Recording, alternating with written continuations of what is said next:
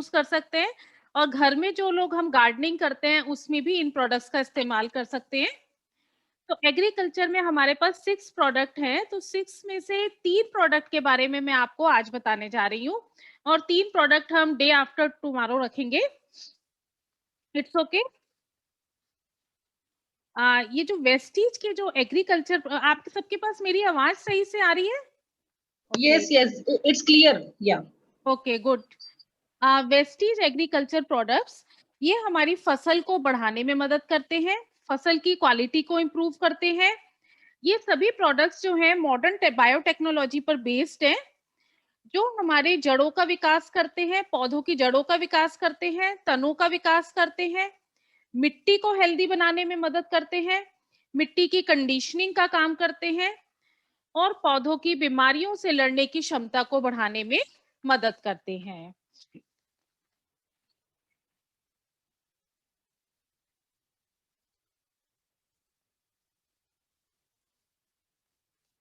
Vestige agree products को 3 parts में divide किया गया है। First is plant protection. हम प्लांट्स को कैसे हम इंसेक्ट से और फंगस से बचा सकते हैं। सेकंड, प्लांट न्यूट्रिशन, प्लांट का न्यूट्रिशन क्या क्या है। And third is plant activator. Activator means हम प्लांट को कैसे, मतलब कि हम वाटरिंग करें जो पूरी तरह से प्लांट में इजीली स्प्रेड हो पाए, पूरा प्लांट जो है हमारा उस चीज को ग्रहण कर सके। तो आज जो हम डिस्कस करेंगे प्लांट एक्टिवेटर के बारे में डिस्कस करेंगे, जो एक बहुत इंपॉर्टेंट टॉपिक है, क्योंकि जब एक्टिवेटर हमारा सही होगा तभी हम प्लांट के न्यूट्रिशन और प्रोटेक्शन सही से प्रोवाइड कर सकते हैं। सेकेंड पार्ट जो हम आज डिस्कस करेंगे वो न्यूट्रिशन। प्लांट न्यूट्रिशन में 4 प्रोडक्ट है यहाँ पर। मैं आपको 2 प्रोडक्ट के बारे में आज बताऊंगी, agri humic and agri moss. तो अब हम डिस्कस करते हैं हमारा पहला प्रोडक्ट एक्टिवेटर, जिसमें मैं आपको अब बताऊंगी एग्री 82 के बारे में कि एग्री 82 जो है बेसिकली क्या होता है। एग्री 82 ये highly concentrated non ionic spray है।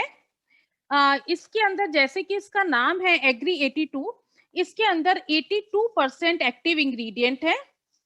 ये नॉन फाइटोटॉक्सिक है। फाइटो मीन्स प्लांट के लिए कहीं से भी ये टॉक्सिक नहीं है, बिल्कुल सेफ है, एनवायरमेंट फ्रेंडली भी है, हमारे एनवायरमेंट की भी साथ के साथ ये केयर करता है। ये प्लांट को पे स्प्रेडर का काम करता है। जैसे कि आपने कई बार देखा होगा कि प्लांट पे अगर कोई पत्तों पे आपने नोट करा होगा कि पानी की ड्रॉप पड़ी है, तो वो ड्रॉप जो है ना प्लांट पत्ते के ऊपर एक ही जगह पे कॉन्सेंट्रेटेड होती है। आपने इस चीज को नोटिस किया है कभी कि जैसे किसी भी पत्ते के ऊपर एक ड्रॉप है तो वो ड्रॉप काफी देर तक पड़ी रहती है, वो ड्रॉप जो है स्प्रेड नहीं होती है। ये चीज आप में से कितने लोगों ने नोटिस की है? हाँ, होता है, नहीं होता है। होते हैं ना। और अगर हमारी यही ड्रॉप जो है पूरी तरह से स्प्रेड हो जाए तो वो हमारे पूरे पत्ते पे अच्छी तरह से लग जाती है। इस चीज को हम कहते हैं स्प्रेडर कहते हैं। तो ये हमारी जो पानी की बूंद है उसको स्प्रेड करने का काम करता है। दूसरा, ये एक्टिवेटर का काम करता है, प्लांट को एक्टिव बनाता है, जिससे प्लांट जो है अपनी सभी एक्टिविटीज, जैसे प्लांट सॉइल से न्यूट्रिएंट को लेना, उसको बहुत जल्दी ले पाता है। एक वेटर का काम करता है, जो मिट्टी को बहुत गहराई तक गीला रखता है, मिट्टी के पीएच बैलेंस को मेंटेन करने में ये मदद करता है। ये सब चीजें कैसे होती हैं, इसके पीछे एक साइंस है जो मैं आपको बताऊंगी। ये जो है नॉन आयोनिक सर्फेक्टेंट की तरह वर्क करता है। जो हमारा एग्री 82 है, ये नॉन आयोनिक सर्फेक्टेंट है। सर्फेक्टेंट का मतलब होता है सरफेस एक्टिव एजेंट, जो सरफेस के ऊपर जाकर एक्टिव हो जाता है। तो ये सर्फेक्टेंट क्या है, बेसिकली ऐसे मॉलिक्यूल से बना होता है। ये जो मॉलिक्यूल्स होते हैं ये 2 पार्ट, इनके 2 पार्ट होते हैं, एक होता है हेड और एक होता है टेल। जो हेड वाला पार्ट है, जैसे कि आप एक बैलून की तरह समझे, एक बैलून है, बैलून में एक धागा लटका हुआ है, ठीक है। तो बैलून जो है वो उस मॉलिक्यूल का जो हो गया हेड हो गया, और जो धागा है वो उस बैलून की टेल हो गई। तो इसमें क्या होता है, ये मैं पहले आपको इस मॉलिक्यूल के बारे में बता रही हूँ, सर्फेक्टेंट मॉलिक्यूल क्या होते हैं, उसके बाद आप इस चीज को बहुत अच्छी तरह से समझ पाएंगे। तो इसीलिए मैंने आपको एक बैलून का एग्जांपल दिया। कि इन मॉलिक्यूल का बैलून की तरह एक हेड होता है और एक टेल होती है, जो कि आप बैलून का धागा समझ लीजिए। तो जो हेड है वो वाटर लविंग होता है इन मॉलिक्यूल में, और जो टेल होती है वो वाटर से हेट करती है, वाटर से दूर भागती है, वाटर फोबिक होती है। तो क्या होता है बेसिकली कि जैसे ही हमारा जो वाटर मॉलिक्यूल जैसे ड्रॉप है हमारी पत्ते पे गिरी, तो उस ड्रॉप को ये जो जब हम एग्री 82 मिक्स करके डालते हैं पानी में, तो एग्री 82 के जो सर्फेक्टेंट मॉलिक्यूल होते हैं ये वाटर के ड्रॉप को चारों तरफ से सराउंड कर लेते हैं। तो जैसे ये चारों तरफ से सराउंड करते हैं, चारों तरफ से घेर लेते हैं, तो जो वाटर लविंग पार्ट होता है तो वो तो वाटर को अपनी तरफ खींचता है, और जो वाटर से हेट करने वाला पार्ट है वो उसको दूर ले जाता है। तो जब ये दोनों में ऐसा होता है, एक अपनी तरफ अट्रैक्ट कर रहा है, एक दूर भाग रहा है, तो वाटर जो है पूरे पत्ते पे स्प्रेड होना शुरू हो जाता है। तो इस तरह से ये जो एग्री 82 है ये स्प्रेडिंग का काम करता है। अब बात आती है कि ये स्प्रेडिंग जरूरत क्यों है। हमने जैसे मान लीजिए हम कोई भी पेस्टिसाइड डाल रहे हैं, फंगीसाइड डाल रहे हैं अपने प्लांट में, तो हम उसके साथ एग्री 82 को अगर हमने सिर्फ पानी में मिक्स करके डाला तो वो एक ही जगह कॉन्सेंट्रेटेड हो जाएगा। जहां पर भी हमारे पत्ते पे कीड़ा लगा हुआ है वो वहां पर नहीं लग पाएगा, क्योंकि वो स्प्रेड ही नहीं हो रहा है। अगर हम उसको एग्री 82 के साथ मिक्स करके लगाएंगे तो क्या होगा, जो हमने मेडिसिन डाली है, कीटनाशक डाला है, वो पूरे पत्ते पे अच्छी तरह से फैल जाएगा, पूरे पत्ते पे, तने पे, मिट्टी में अच्छी तरह से फैल जाएगा। तो जहां जहां पर कीड़ा लगा हुआ है वो उसको वहां पे किल करने में मदद करेगा। दूसरा, ये एग्री 82 जो एक वेटर की तरह काम करता है, वो भी इसकी इसी टेक्निक के कारण, जो मैंने सर्फेक्टेंट वाली टेक्नोलॉजी बताई, कि एक पार्ट तो पानी की तरफ खींचता है और एक पार्ट पानी से दूर ले जाता है। तो इसी टेक्नोलॉजी के कारण ये एग्री 82 के अंदर हम कोई भी फर्टिलाइजर डाल के जब हम इसको मिट्टी में डालते हैं तो ये मिट्टी की गहराई तक उस फर्टिलाइजर को ले जाने में मदद करता है, क्योंकि जो वाटर लविंग पार्ट है वो इसको डीप तक लेता जाता है, और जो वाटर हेटिंग पार्ट है वो इसको ऊपर की तरफ खींचता है। तो इससे जो है ये हमारा जो एग्री 82 है हमारे फर्टिलाइजर को डीप तक ले जाने में मदद करता है। इसको हम फर्टिलाइजर के साथ मिक्स करके भी लगा सकते हैं एग्री 82 को। इसको हम पेस्टिसाइड के साथ भी मिक्स करके हम लगा सकते हैं। और एग्री 82 का एक बेनिफिट और होता है कि ये जो है इसको हम कहीं भी इसका इस्तेमाल कर सकते हैं जहां पर पानी की कमी होती है। क्योंकि अगर आपने एक बार इसको, जैसे बड़े बड़े खेत होते हैं वहां पर आपने एक बार इसको सिंचाई कर लिया, एक बार महीने में एक बार भी डाला, तो ये एक महीने तक उस पानी के अंदर नमी को मेंटेन करके रखता है। और अगर हम घरों की बात करें, जैसे क्या होता है ना, कभी हम लोग 1 वीक के लिए, 15 डेज के लिए बाहर चले जाते हैं घर से, और हमारे पौधों में कोई पानी देने वाला नहीं होता है घर में। तो अगर हम जाने से पहले अपने पौधों के अंदर एग्री 82 डाल के जाएं, तो हमारी मिट्टी के अंदर मतलब 20-25 दिन तक आराम से नमी बनी रहती है, जिससे हमारा प्लांट जो है वो ग्रो करता रहता है, उसे पानी की जरूरत नहीं होती है। और एक बेनिफिट और है कि क्योंकि इसको ना बहुत आराम से हम किसी भी पेस्टिसाइड, फंगीसाइड, किसी भी फर्टिलाइजर के साथ मिक्स कर सकते हैं। ये क्यों इसको मिक्स कर सकते हैं, क्योंकि ये नॉन आयोनिक है। नॉन आयोनिक का मतलब इस पे कोई भी चार्ज नहीं है। अगर मान लीजिए इस पे कोई नेगेटिव या पॉजिटिव चार्ज होता, तो अगर हम इसको पेस्टिसाइड, फंगीसाइड में मिलाते, तो अगर नेगेटिव चार्ज है तो पॉजिटिव के साथ रिएक्ट होके कुछ और बना देगा, पॉजिटिव चार्ज है तो नेगेटिव के साथ रिएक्ट होकर कुछ और बना देगा। तो यहाँ ये न्यूट्रल है, इसके ऊपर कोई भी चार्ज नहीं है, नॉन आयोनिक है ये। तो नॉन आयोनिक होने के कारण हम इसको किसी भी चीज के साथ मिला सकते हैं, पेस्टिसाइड, फंगीसाइड, फर्टिलाइजर्स, हर्बिसाइड्स, हम किसी के साथ भी इसको मिक्स करके यूज कर सकते हैं। और जिस चीज के साथ भी हम मिक्स करके इसको यूज कर रहे हैं, उसका जो स्प्रेडिंग है हमारे प्लांट पे वो बहुत अच्छी होती है, जिससे उसके हमें 100% रिजल्ट्स मिलते हैं।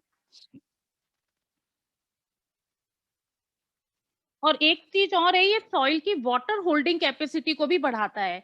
जो मैंने आपके टेक्निक बताई थी ना कि एक पार्ट तो इसका नॉन सर्फेक्टेंट मॉलिक्यूल, जो नॉन आयोनिक सर्फेक्टेंट मॉलिक्यूल्स जो है, सर्फेक्टेंट एक पार्ट वाटर को खींच रहा है और एक पार्ट जो है वाटर से दूर जा रहा है। तो इसके कारण बहुत ज्यादा गहराई तक मिट्टी के अंदर इससे नमी बनी रहती है, जिससे हमारी मिट्टी की वाटर होल्डिंग कैपेसिटी जो है वो इंक्रीज होती है।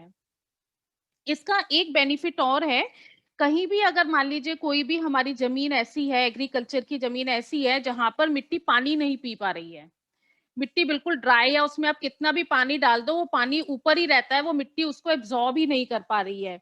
अगर हम इसको रेते के साथ 15 किलो रेते के साथ 200 ग्राम अगर हम एग्री 82 को मिक्स करके प्रति एकड़ जमीन के अंदर अगर हम डाल दें, तो 48 घंटों के अंदर उस लैंड की मिट्टी जो, उस एग्रीकल्चरल लैंड की मिट्टी जो है वो पानी को एब्जॉर्ब करना शुरू कर देती है। इतना इफेक्टिव प्रोडक्ट है ये, वंडरफुल प्रोडक्ट है। बहुत ज्यादा इसका एग्री 82 का यूज होता है एग्रीकल्चर में। काफी लोग हमारे साथ एग्रीकल्चर के जुड़े हुए हैं, किसान लोग जुड़े हुए हैं जो कि इससे बहुत अच्छा पैसा भी अर्न कर रहे हैं इन्हीं प्रोडक्ट्स का अपनी एग्रीकल्चर में यूज करके। अब बात आती है कि इसको यूज कैसे करना है।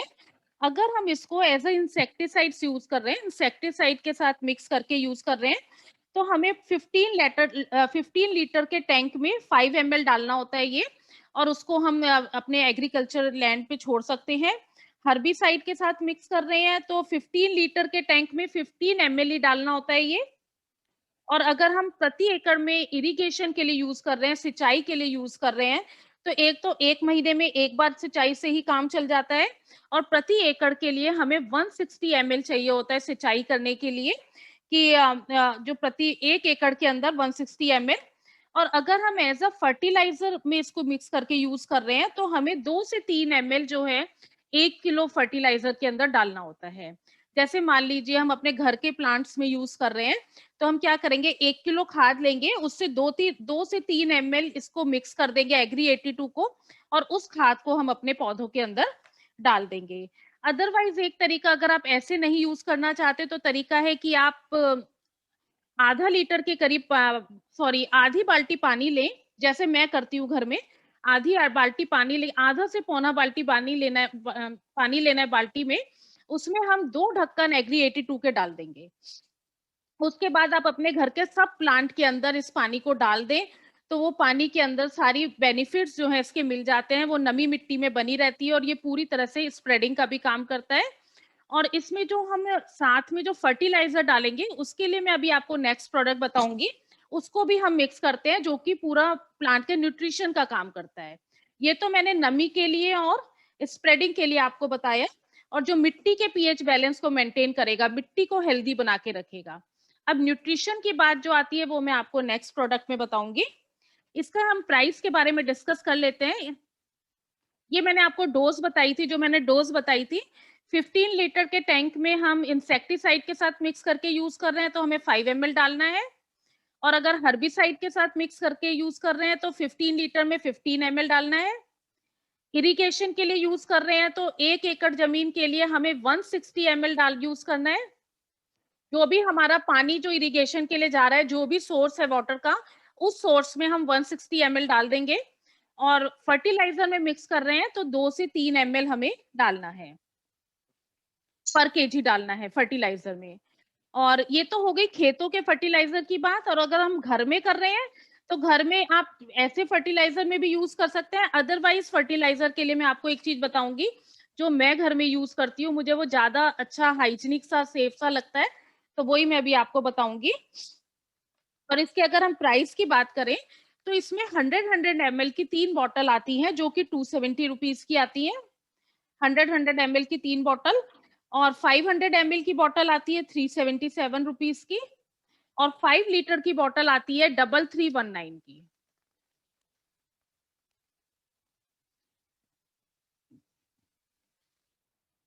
नेक्स्ट प्रोडक्ट जो है हमारा, वो है एग्री ह्यूमिक, जो मैंने बताया था, इससे प्लांट का पूरा न्यूट्रिशन मिल जाता है। ये बेसिकली प्लांट बायोस्टिमुलेंट की तरह वर्क करता है। ये प्लांट के नेचुरल मेटाबॉलिक प्रोसेस को इंक्रीज करता है, जिससे प्लांट जो है मिट्टी से बहुत अच्छी तरह से अपना सारा न्यूट्रिशन जो है वो एब्जॉर्ब कर पाते हैं। क्रॉप की क्वालिटी इंक्रीज होती है इससे। और प्लांट जो है एनवायरमेंट के स्ट्रेस को बर्दाश्त कर सकता है, बहुत ज्यादा सर्दी, बहुत ज्यादा गर्मी, बहुत ज्यादा पानी, इन सब स्ट्रेस को बर्दाश्त करने की क्षमता जो है ये एग्री ह्यूमिक जो है प्लांट की बढ़ाता है। मीन्स अगर मैं कहूँ तो ये प्लांट को स्ट्रॉन्ग बनाता है कि वो हर कंडीशन में, हर एनवायरमेंटल कंडीशंस में विदस्टैंड रह सके, खड़ा रह सके।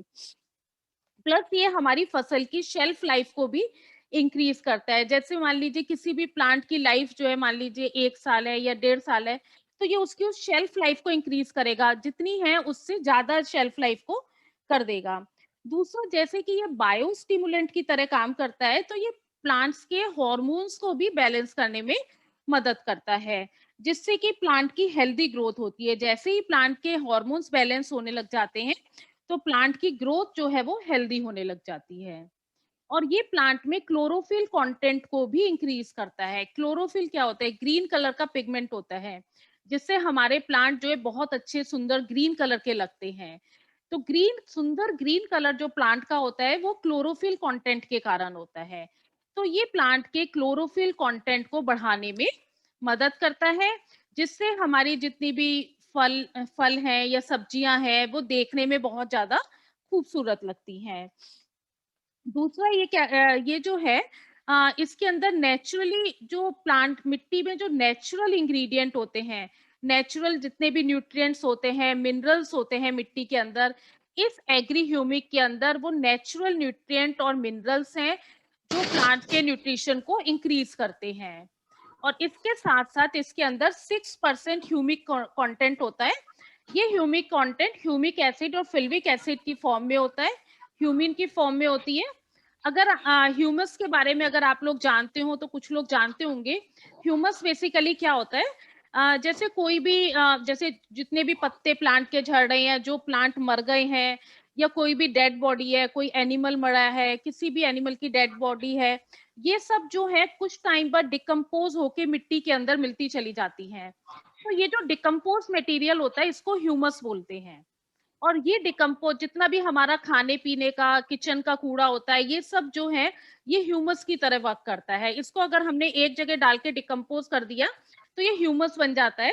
और ये ह्यूमस जो है इसके अंदर प्लांट की ग्रोथ के लिए बहुत ज्यादा न्यूट्रिएंट होता है। इसमें माइक्रो न्यूट्रिएंट भी होते हैं प्लांट के लिए जितने चाहिए होते हैं, जो प्लांट की ग्रोथ को इंक्रीज करते हैं।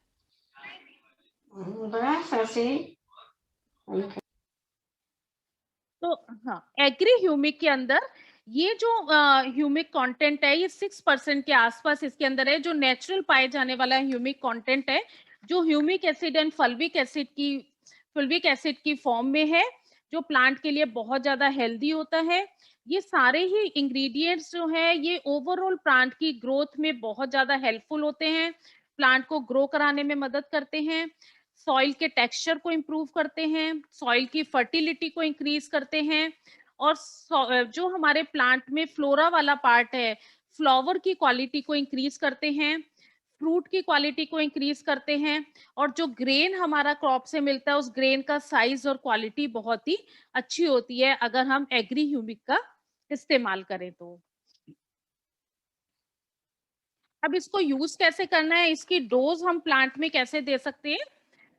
अगर हम इसमें जैसे सीड को ग्रो करने से पहले सीड का ट्रीटमेंट कर रहे हैं, तो हमें क्या करना है, 1 किलो सीड में 5 से 10 ml हम एग्री ह्यूमिक मिलाएंगे। मिलाकर उसको हम थोड़ी देर के लिए ड्राई कर देंगे एयर में, आधा पौना घंटे के लिए। उसके बाद फिर हम उस सीड को जो है हम ग्रो करेंगे, उसको फिर मिट्टी के अंदर दबाएंगे। या हम इससे रूट ट्रीटमेंट कर सकते हैं।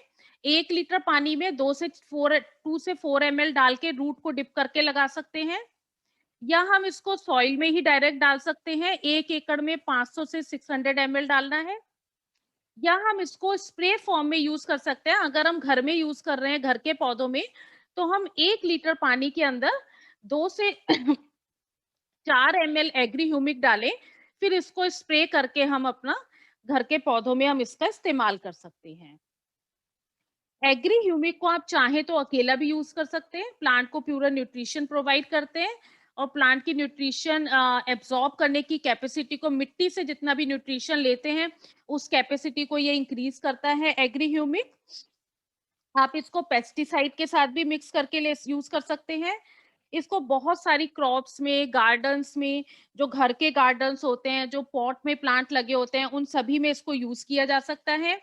अगर हम जहाँ पर हमारी दालों की खेती होती है वहां पर इसको यूज करें, जहाँ ऑयल सीड्स हैं जैसे मस्टर्ड सीड्स, फ्लैक्स सीड्स, इस टाइप के सीड्स जहाँ पर उगते हैं वहां पर अगर इसको यूज किया जाए, सीरियल्स में यूज किया जाए, तो उनकी जो पैदावार जो होती है वो इससे बहुत ज्यादा बढ़ जाती है। फ्रूट्स एंड वेजिटेबल्स के गार्डन में और जहाँ पर फ्लावर उगते हैं, मसाले उगते हैं, वहां पे अगर इनको एग्रीकल्चरल लैंड में यूज किया जाए तो हमारी जो पैदावार है बहुत ज्यादा इंक्रीज हो जाती है एग्री ह्यूमिक को यूज करने से। और घर के लिए भी बहुत अच्छा है हमारा। मैं अगर अपना एक एग्जांपल बताऊं तो हमारे घर में एक प्लांट है जो काफी टाइम से लगा हुआ, उसमें फ्लावर ही नहीं आते थे, बहुत से कई सालों से, 4-5 साल से लगा हुआ है, जिसको गुड़ेल का फूल कहते हैं। तो मैं जो भी मुझे माली भी मिलता था ना, मैं उससे यही पूछती थी पता नहीं हमारे वाले में क्यों नहीं आते हैं, और सब जगह तो फूल आते हैं, हमारे वाले में क्यों फूल नहीं आते हैं। मैंने जिस दिन ये एग्री ह्यूमिक को डाला अपने प्लांट के अंदर, उसके 2 दिन बाद ही कली आनी शुरू हो गई और उसके अंदर वो डे बाय डे हर रोज वो फूल जो है वो आना शुरू हो गया है। तो अगर आपके भी घर के प्लांट्स हैं, अगर उनमें फूल उगते हैं, तो अगर आप इसको डालते हैं तो फूल जो है बहुत जल्दी जल्दी प्लांट में आना शुरू हो जाता है, और जल्दी आता है और बहुत खूबसूरत और हेल्दी फूल आता है इससे। नेक्स्ट प्रोडक्ट जो मैं आपको बताने वाली हूँ वो है एग्री मॉस। एग्री मॉस के लिए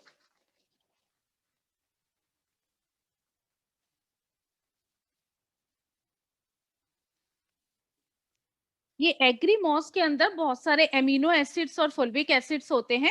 एमिनो एसिड्स क्या होते हैं? बेसिकली प्रोटीन्स होते हैं। जैसे हमारी ग्रोथ के लिए प्रोटीन रिस्पॉन्सिबल होता है, ऐसे ही प्लांट की ग्रोथ के लिए भी प्रोटीन्स का बहुत बड़ा हाथ होता है। तो एग्री मॉस के अंदर बहुत सारे एमिनो एसिड्स होते हैं जो प्लांट की फर्टिलिटी, प्लांट के रिप्रोडक्शन प्रोसेस में से इनके आगे ऑफ स्प्रिंग्स पैदा होने का प्रोसेस, इनकी फर्टिलिटी के प्रोसेस को इंक्रीज करने में मदद करता है एग्रीमॉस। और जैसे क्या होता है ना, जब भी कोई फल आता है तो फल आने से पहले क्या होता है कि उस प्लांट के ऊपर एक फूल आता है। फूल आता है तो फिर वही फूल थोड़े टाइम में फल के अंदर, फ्रूट के अंदर कन्वर्ट हो जाता है।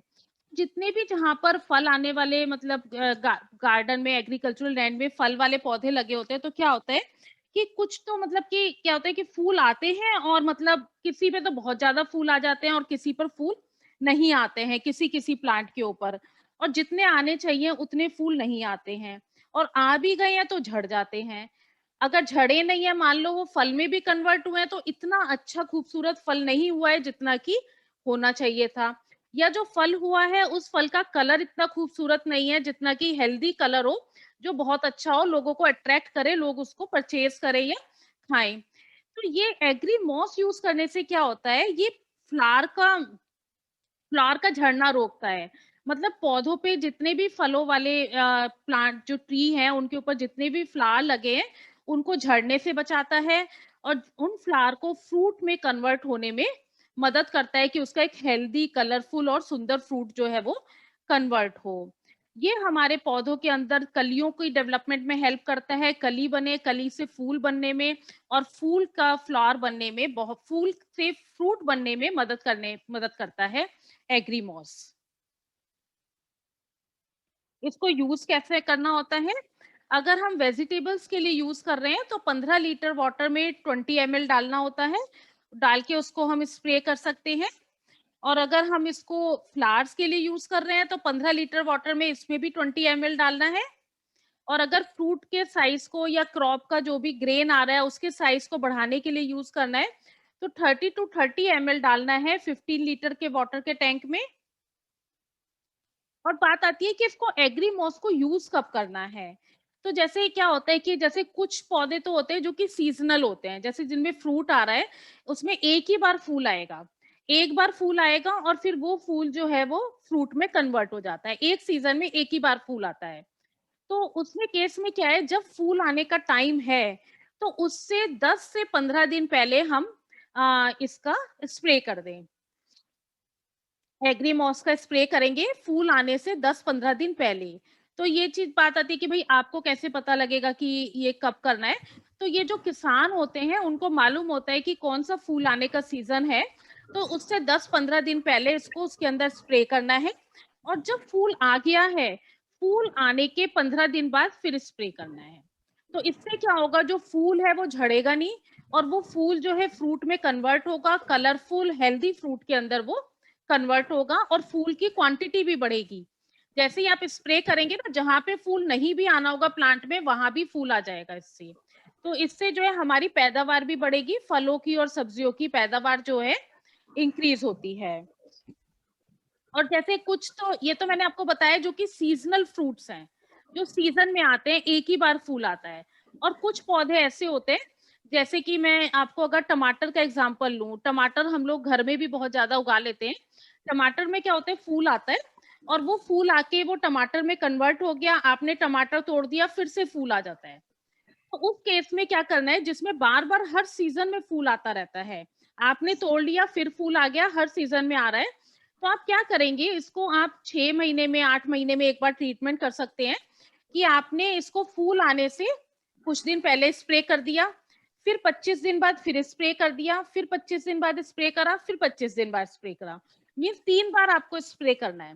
तो 3 बार स्प्रे करेंगे तो आपका पूरा टाइम जो है बहुत अच्छे फूल और जो वेजिटेबल्स और फल हैं वो आपके आते रहेंगे, जो कि ऐसे होते हैं जिनमें 12 महीने फूल आते रहते हैं। उन पौधों के लिए आपको 3 बार आपको इसको स्प्रे के फॉर्म में यूज करना है, जिससे आपकी क्रॉप जो है वो, आपका जो फल और सब्जियां जो हैं वो बहुत अच्छे और हेल्दी आएंगे। अगर मैं घर के पौधों की बात करूं तो मैं तो जो पर्सनली यूज करती हूँ घर में, मैं 2 प्रोडक्ट यूज करती हूँ, एग्री 82 और एग्री ह्यूमिक। तो आप भी चाहे तो वो यूज कर सकते हैं। मैं क्या करती हूँ, मैं आधा से पौना बाल्टी पानी लेती हूँ, उसके अंदर मैं 2 ढक्कन एग्री ह्यूमिक का डालती हूँ और 1.5 ढक्कन के आसपास में एग्री 82 डालती हूँ, और वो डाल के मैं उसको सब पौधों के अंदर डाल देती हूँ, जिससे पौधे बहुत हेल्दी रहते हैं, उनमें नमी भी बनी रहती है और बिल्कुल हरे भरे रहते हैं। तो आज हम इन्हीं 3 प्रोडक्ट के बारे में डिस्कस करेंगे।